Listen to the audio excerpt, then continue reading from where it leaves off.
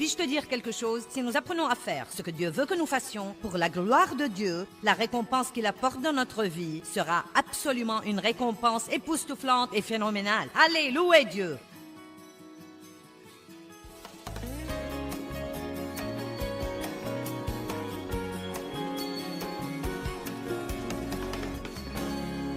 Nous parlons de l'obéissance. Quels étaient pour vous les domaines les plus durs pour apprendre à obéir à Dieu? Vous savez, ce n'est pas la même chose pour tout le monde. Je pensais à moi. Vous savez, pour moi, un des domaines les plus durs pour apprendre à obéir systématiquement à Dieu était... de ne pas essayer de me défendre et de me protéger quand les gens ne me traitaient pas comme il faut. De ne pas les forcer à me traiter comme il faut. Et je sais que c'était en partie parce que j'étais contrôlée et manipulée et maltraitée par mon père, mais je ne peux pas utiliser ça comme excuse. Vous voyez, je n'ose pas utiliser ça comme excuse. Je dois toujours apprendre à faire ce que Dieu veut que je fasse. Et vous savez, c'est un peu différent pour tout le monde. J'ai demandé à certains qui voyagent avec nous, j'ai demandé à mon assistante administrative quel était pour elle le domaine le plus dur. Et elle a dit apprendre à me soumettre à mon mari. Et elle a dit, tu m'as enseigné à le faire. J'ai pensé, je dois acheter cet enseignement et l'écouter. Non, je fais très bien, mais elle est merveilleuse à ça. Oh mon Dieu, elle est vraiment si bonne à ça. J'ai demandé à son mari quel était le sien et il a dit l'orgueil et l'égoïsme. Tandis que Dave n'a pu se rappeler de rien, donc je lui ai fait une allusion.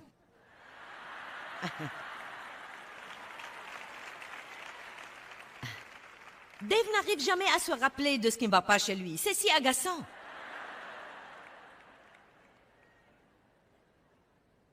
Donc, quand il a commencé, quand nous en avons parlé et qu'il m'a parlé, Dave, à un moment donné de sa vie, avait un problème très énorme de passivité.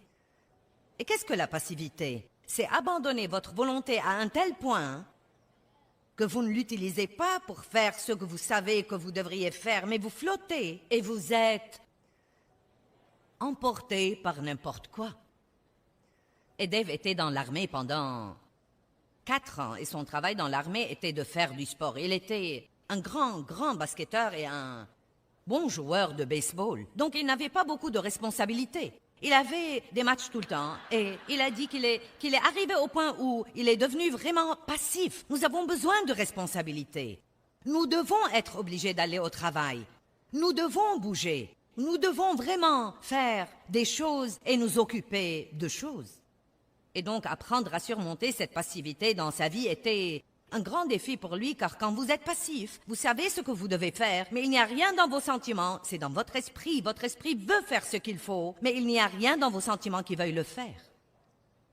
Je me souviens combien c'était difficile pour lui il y a très longtemps quand nous nous sommes d'abord rendus compte que nous devons nous lever tôt le matin pour passer du temps avec Dieu, avant tout le reste. Et c'était difficile pour Dave de faire ça. J'ai demandé à un autre type dans notre équipe quel était le sien et il a dit la mauvaise humeur. La mauvaise humeur, sans aucun doute. Et il a fait beaucoup de chemin et il a eu une expérience l'autre jour avec la compagnie aérienne où il aurait pu se mettre en colère, mais il n'a pas fait ça. Et il a dit, je me suis senti tellement bien parce que je ne me suis pas mise en colère. C'était génial. Vous savez, nous nous sentons tellement mieux quand nous faisons ce qu'il faut.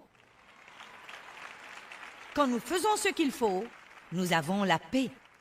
Et donc, il a en fait dû ajourner son voyage d'une journée entière à cause de ce truc qu'il avait traversé. Et donc, quand il est revenu le lendemain pour partir en voyage, et c'était des vacances qu'il avait organisées depuis longtemps, donc c'était décevant, car le retard lui a pris une journée entière de ses vacances. Il n'avait que 4 jours, donc maintenant c'était réduit à 3.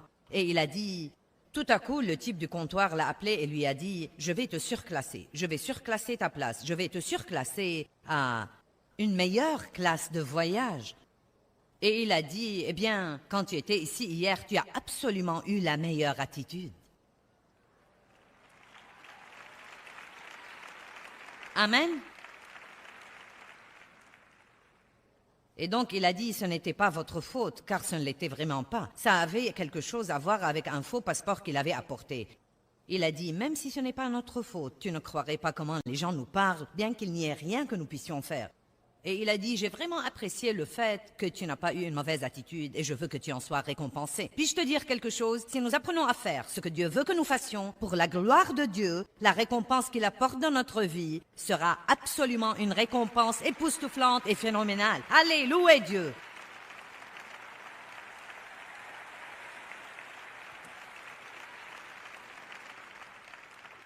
Allons à 1 Pierre chapitre 2. Je vais vous montrer ce qui était pour moi un des domaines les plus difficiles à avaler dans la Bible. Surtout parce que j'avais du mal à laisser les autres me maltraiter et à espérer en Dieu pour me délivrer. Je suppose qu'aucun de vous n'a un problème avec ça.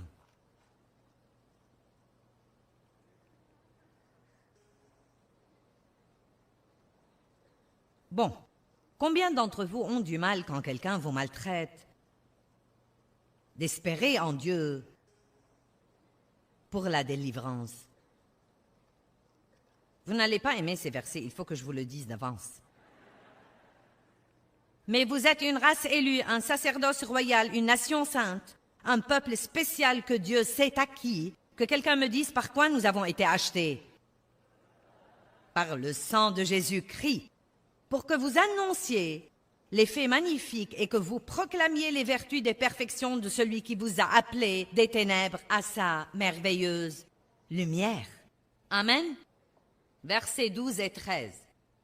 Ayez une belle conduite, honorable, vertueuse parmi les nations, afin que sur le point même où ils vous calomnient comme malfaiteurs, ils soient éclairés par vos bonnes œuvres et glorifient Dieu au jour de la visitation, où Dieu vous voit errant ça et là, comme le pasteur ou le berger observe son troupeau. Il dit, bon, allez dans le monde qui n'est pas si agréable et comportez-vous bien.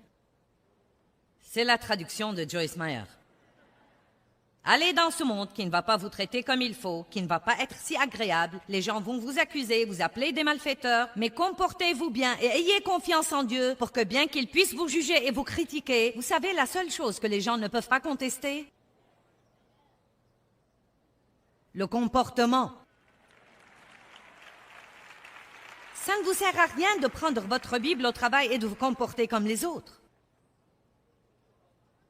En fait, ça fait plus de mal que de bien. Si vous n'allez pas porter du fruit, laissez la Bible à la maison. Enlevez le poisson de votre voiture. Car tout cela amène le monde à crier « Hypocrite, hypocrite, hypocrite !» Mais il n'y a pas de mal à le faire. Si vous allez vraiment persévérer avec Dieu et poursuivre ce mode de vie, cela ne veut pas dire que nous allons y parvenir rapidement. Non, mais c'est l'œuvre d'une vie, c'est l'œuvre d'une vie, mais croyez-moi, tant que nous faisons des progrès, Dieu sera satisfait. Vous m'avez entendu? Si ça fait 30 ans que vous êtes sauvés et que vous êtes toujours dans le bac à sable, il y a un problème. Le pré-jardin.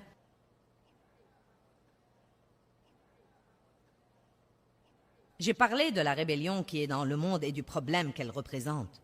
Combien se rendent compte que le monde est plein de rébellion? Personne ne veut que quiconque lui dise quoi que ce soit. Comme la nuit dernière quand j'ai demandé aux gens de ne pas partir et ils sont partis. Eh bien, tu ne vas pas me dire que faire. Nous demandons parfois aux gens de ne pas s'asseoir dans des sections que nous n'avons pas encore ouvertes. Tu ne vas pas me dire où m'asseoir, je vais m'asseoir là où je veux.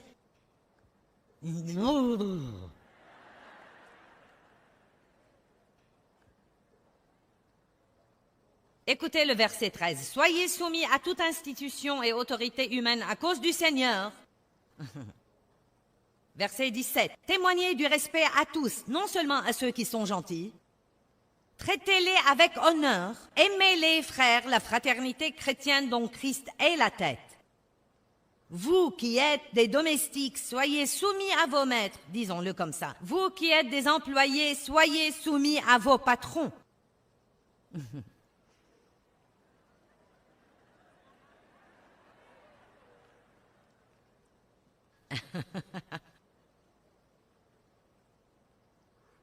Eh bien, Dieu soit béni. Je fais ce qu'on me dit, mais c'est un idiot. Vous savez quoi? Ce n'est pas de la soumission. J'ai dû apprendre. Dieu m'a dit une fois, vous savez, je suis arrivée au point où je savais que j'étais censée être soumise. Donc si je n'aimais pas quelque chose que Dave essayait de me faire faire, je disais, oui chérie. Je me souviens qu'une fois, quand il a tourné le dos, je lui ai tiré la langue.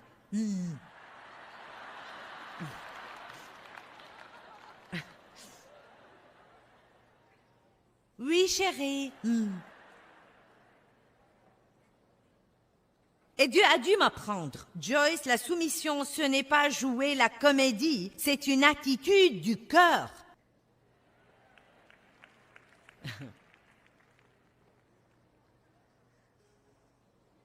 Pitié, nous aurions besoin de beaucoup de temps.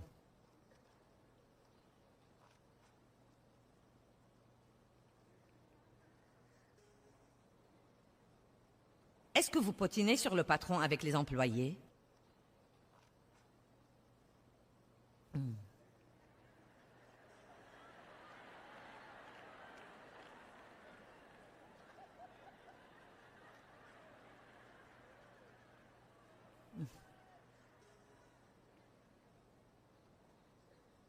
Vous savez quoi? Ce n'est peut-être pas le meilleur endroit au monde pour travailler, mais si vous ne voulez pas votre travail, il y a des gens qui le prendraient volontiers.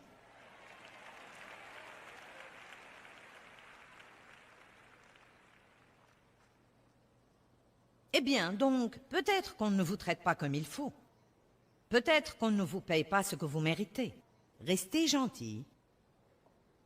Et Dieu peut vous bénir et vous donner grâce et vous faire promouvoir à des positions qui sont au-delà de votre capacité naturelle. Dieu peut ouvrir une porte pour vous.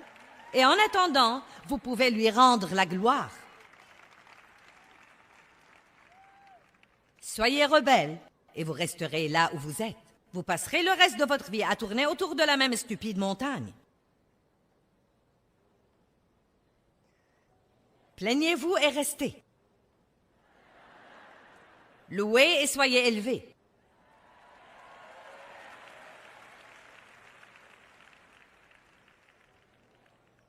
Vous qui êtes des domestiques, soyez soumis à vos maîtres avec tout le respect dû, non seulement à ceux qui sont bons et prévenants et raisonnables, mais aussi à ceux qui sont revêches, autoritaires, injustes et malhonnêtes. Eh bien, dis-moi que tu blagues. Non mais, quand j'ai lu ça la première fois, j'ai pensé, c'est vraiment dingue. Je ne vais pas être gentil avec un idiot. Car quelqu'un est considéré favorablement et apprécié, accepté et digne de louange si par respect pour Dieu il supporte des peines qu'il souffre injustement. Ho ho! Je vous donne de la viande aujourd'hui, ce n'est pas un jour de dessert. En effet, quelle gloire y a-t-il si vous avez commis une faute et que vous êtes puni, si vous le supportez avec patience? Mais si vous souffrez avec patience après avoir fait le bien et que c'est immérité, maintenant cette patience est acceptable et agréable à Dieu, car c'est à cela que vous avez été appelés.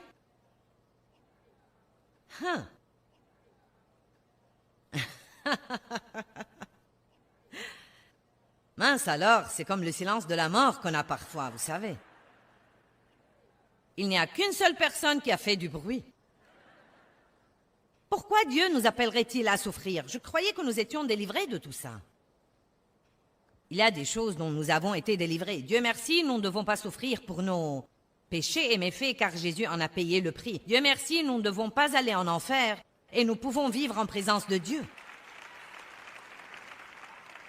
Mais il y a d'autres choses qu'il va falloir endurer afin d'aller dans le monde et de glorifier Dieu et de nous comporter comme il veut que nous nous comportions. Et une partie de cela implique non pas nous venger des gens qui ne nous traitent pas comme nous croyons que nous devrions être traités. Maintenant.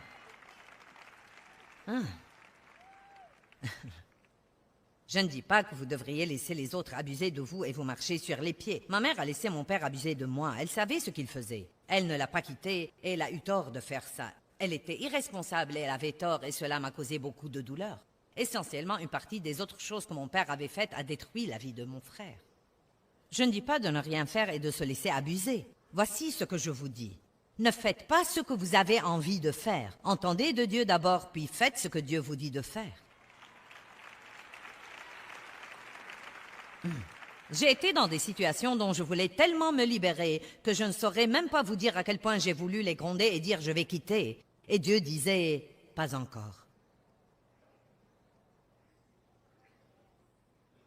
Je ne quitte pas avec une mauvaise attitude. Je ne veux pas que tu quittes fâché. Attends, je prépare quelque chose. Attends, je prépare quelque chose. Allez, c'est bon, c'est des trucs profonds aujourd'hui. Attends, je prépare quelque chose. Et oh mon Dieu, quand Dieu m'a vraiment promu, oh, personne n'a pu le croire, y compris moi. J'ai toujours du mal à le rattraper. Je n'ai pas le temps de vous raconter toutes les histoires, mais... Oh, j'ai dû apprendre vraiment à abandonner l'autoprotection et l'autodéfense. Le Seigneur soit béni, tu ne vas pas me traiter comme ça. Pour qui te prends-tu? Je ne vais pas supporter ça.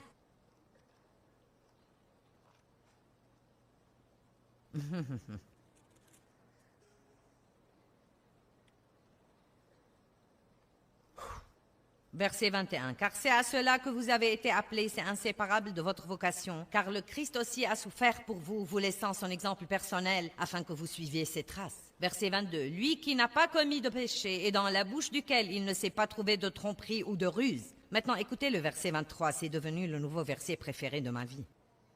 Il dit, quand on l'outrageait ou l'insultait, il ne rendait pas l'outrage ou l'insulte. Quand on abusait de lui et qu'il souffrait, ne menaçait pas de se venger, mais se confiait lui-même et confiait tout à celui qui juge justement.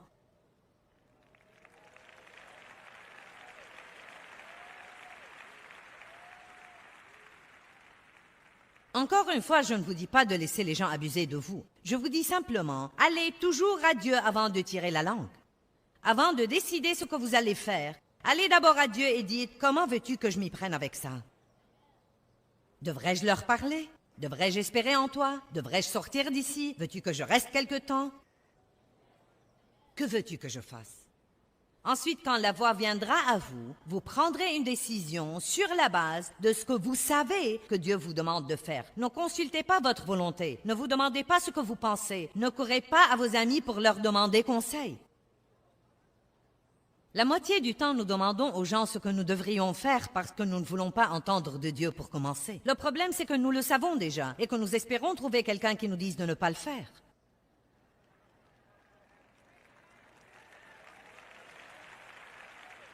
Soit vous vous comportez bien, soit je vais prêcher des heures supplémentaires aujourd'hui. Vous savez quoi? Je ne saurais même pas vous raconter la justice que j'ai vue Dieu apporter dans ma vie. Oh! C'est incroyable, absolument incroyable, la justice que Dieu a apportée dans ma vie. Mais j'avais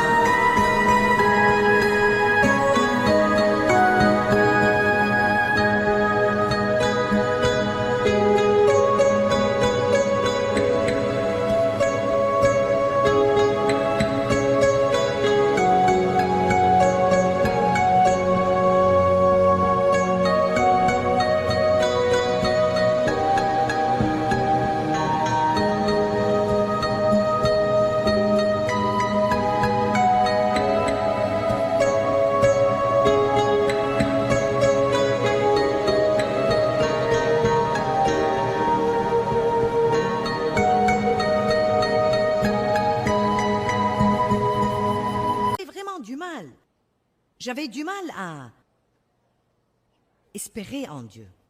Et il y a d'autres endroits dans la Bible où il dit que les enfants devraient se soumettre à leurs parents et que les parents ne devraient pas irriter et provoquer leurs enfants, qu'ils devraient les traiter avec respect. Puis-je vous dire quelque chose? Si vous avez des enfants adultes, laissez-moi vous donner un bon conseil. Arrêtez de diriger leur vie.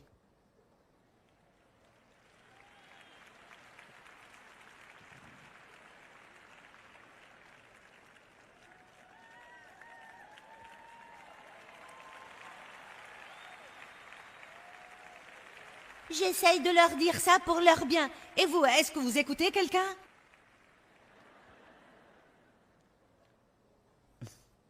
apprenez à prier plus et à dire moins. Allez, j'ai dit apprenez à prier plus et à dire moins. Priez pour votre patron qui ne vous a pas donné cette promotion que vous méritez.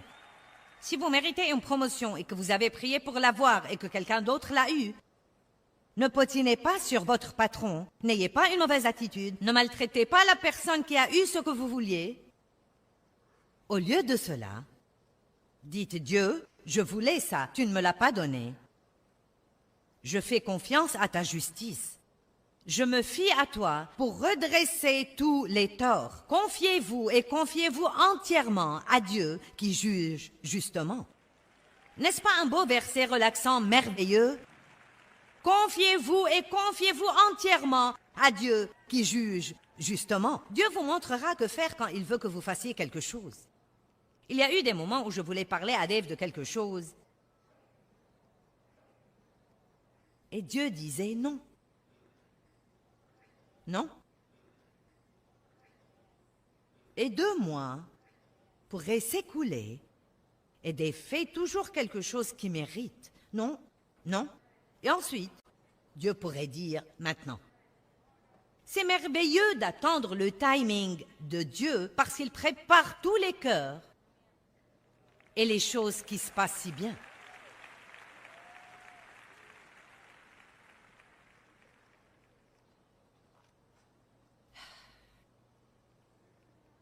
Jacques 4,7 dit « Soumettez-vous à Dieu, résistez au diable et il fuira. » Il ne dit pas « résistez au diable et il fuira » comme nous le citons normalement. Soumettez-vous à Dieu, résistez au diable et il fuira. Vous savez quoi? Quand nous nous soumettons à Dieu, nous n'aurons pas de problème avec Satan.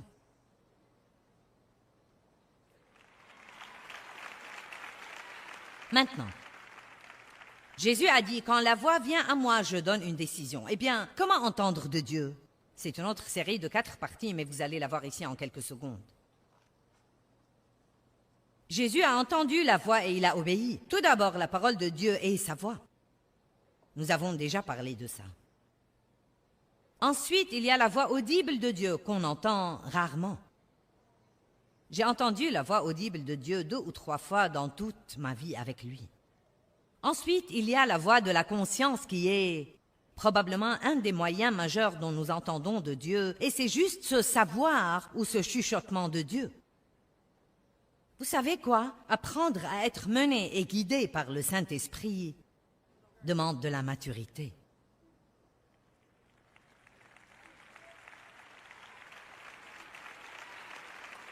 Je ne veux pas avoir à mettre une pancarte sur la porte. Vous ne pouvez pas partir parce qu'il y a un appel d'hôtel.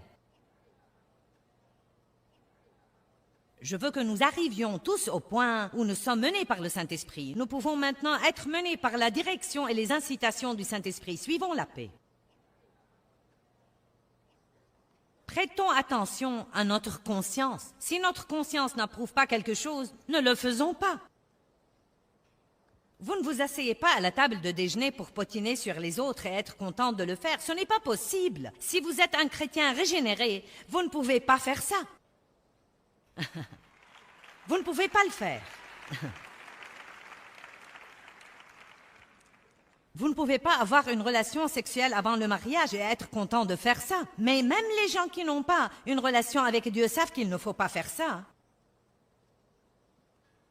Parce qu'il y a des choses que la nature nous dit, que Dieu nous dit. Franchement et sincèrement, ceci peut sembler un peu insensé, mais je vais vous dire, s'il vous plaît, je vous en supplie. Nous vivons des moments désespérés dans le monde aujourd'hui. La Bible dit « Christ en vous, l'espérance de la gloire ». Puis-je vous dire quelque chose? Cela ne veut pas seulement dire « parce que Christ vit en nous, nous pouvons être glorieux ». Je crois que le fait qu'il soit en nous est son espérance d'être glorifié sur terre aujourd'hui.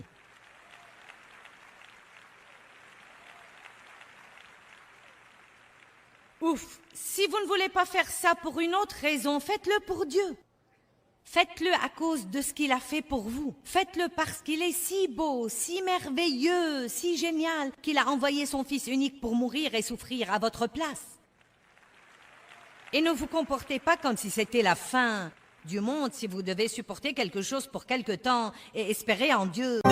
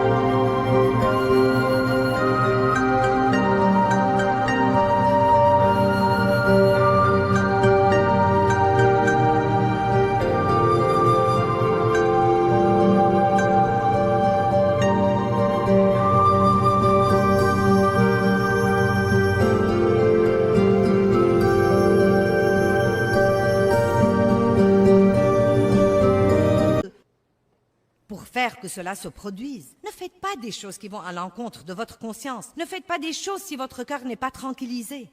Non mais nous disons tout le temps, je sais que je ne devrais pas, mais... Je sais que je ne devrais pas dire ça, mais... Je ne devrais pas vous dire ça, mais... Allez, bon... Allez maintenant. Je ne devrais pas faire ça, mais... S'il vous plaît, s'il vous plaît, s'il vous plaît, Dieu a une destinée et un plan merveilleux pour votre vie. L'œil n'a pas vu et l'oreille n'a pas entendu toutes les bonnes choses que Dieu a préparées et a mis en réserve pour ceux qui l'aiment et lui obéissent avec une profonde révérence. Il ne s'agit pas de « Oh, quelle vie terrible vous aurez maintenant car vous devrez obéir à Dieu ». Dieu est bon. Tout ce qu'il fait est vraiment très bon. Il a de très bonnes choses pour vous et je veux que vous preniez le chemin resserré afin d'y arriver et de les trouver. Amen. Allez, que tout le monde se lève. Eh bien, l'obéissance radicale dans nos vies veut dire que nous écoutons et obéissons la voix de Dieu et que nous faisons simplement ce que nous croyons qu'il nous demande de faire. C'est si important d'obéir à Dieu. Un des moyens de libérer la puissance de Dieu dans nos vies, c'est de faire ses pas d'obéissance et d'être fidèles pour faire ce que nous croyons qu'il nous demande de faire.